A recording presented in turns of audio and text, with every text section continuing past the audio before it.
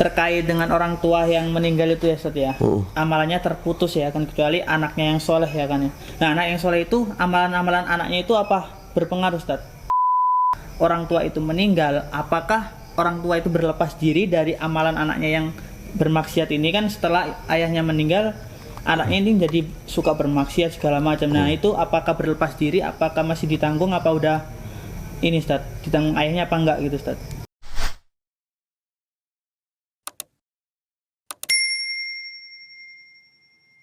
Nah, untuk kita ini Ustaz, misalnya kalau buat ntar kok saya ini ya.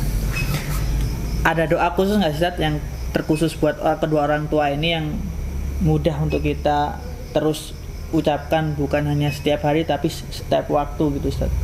Yang sudah meninggal. Iya, buat yang Ya, di antara doanya adalah seperti doa yang sama-sama kita sudah apa, Rabbana atina fid dunya hasanah fil akhirati hasanah wa qina adzabannar rabbi fili wali walidayya warhamhuma kama rabbayani shaghira. Itu bisa. Atau ditambah yang Allahumma ighfir lahu warhamhu wa'fi wa'fu anhu dan seterusnya. Itu kan doa untuk orang meninggal yang kita khususkan untuk bapak kita. Itu juga bagian dari kontennya, itu adalah berisi meminta pengampunan dosa dan kebaikan-kebaikan bagi orang tua kita yang sudah meninggal. Itu juga bisa diulang-ulang, bisa bisa dipraktekkan dalam keseharian kita. Yang Allahumma ighfir lahu warhamhu wa'fi wa'fu anhu, atau yang Rabbi firli wali walidayya warhamhuma kama rabbayani shaghira. Nah, kalau yang nggak bisa ngomong, nggak hafal bahasa Arab, nggak apa-apa kan Ustaz? Kalau kita ngomong bahasa Indonesia mendoakan nggak apa-apa, sebenarnya nggak apa-apa, cuman akan lebih baik. Masuk ya nggak bisa kok terus menerus. Ya paling tidak mungkin di awal pakai bahasa Indonesia karena merasa nggak bisa, nyoba dihafalkan. Nanti ketika hafal pakai bahasa Arab. Siapa tahu kan di rumah mungkin ada yang mau doa takutnya emang harus pakai bahasa Arab, dianya jadi nggak doa aja. Nah, kalau secara keharusan harus pakai bahasa Arab sih nggak ada. Cuman akan lebih baik ketika kita berdoa itu dengan doa yang dicontohkan, atau baik yang disebutkan di dalam Al-Quran maupun yang dicontohkan oleh Nabi kita Muhammad SAW. Itu doanya biasanya lebih padat, doanya biasanya lebih komplit gitu, konten doanya itu, dan praktis tinggal kita ucapkan persis sebagaimana diucapkan Nabi, tidak perlu dirubah-rubah. Itu Ustaz, yang ketiga ini kan yang Ustaz jelasin masalah ibu kita itu cerminannya saudarinya ya. Kalau ayah kita saudaranya.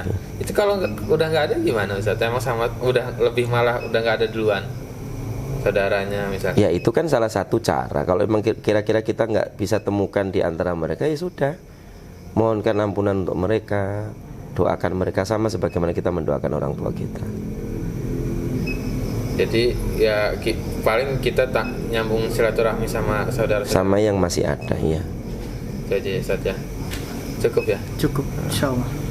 Oke, mungkin cukup untuk sesi kali ini membahas tentang berbakti kepada ayah atau orang tua yang sudah meninggal. Jazakallahu khair Ustaz atas ilmunya. Jazakallahu khair juga Ustaz. Saya cukupkan pada sesi kali ini. Mungkin teman-teman yang ingin bertanya tentang muamalah lainnya yang dikhususkan untuk sesi spesial, bisa tulis di kolom komentar, dan kami minta bantuannya untuk like, komen, dan share serta subscribe channel YouTube kita, lalu diaktifkan tombol loncengnya supaya kita dapat notifikasi duluan gitu kan. Karena kalau kita udah dapat notifikasi duluan, itu kita bisa lebih duluan lagi untuk nge-share ke kawan-kawan yang kita kenal. Demikian saya akhiri dengan doa kifaratul majelis. Subhanakallahumma wa bihamdika asyhadu an la ilaha illa anta astaghfiruka wa atubu ilaik. Assalamualaikum warahmatullahi wabarakatuh.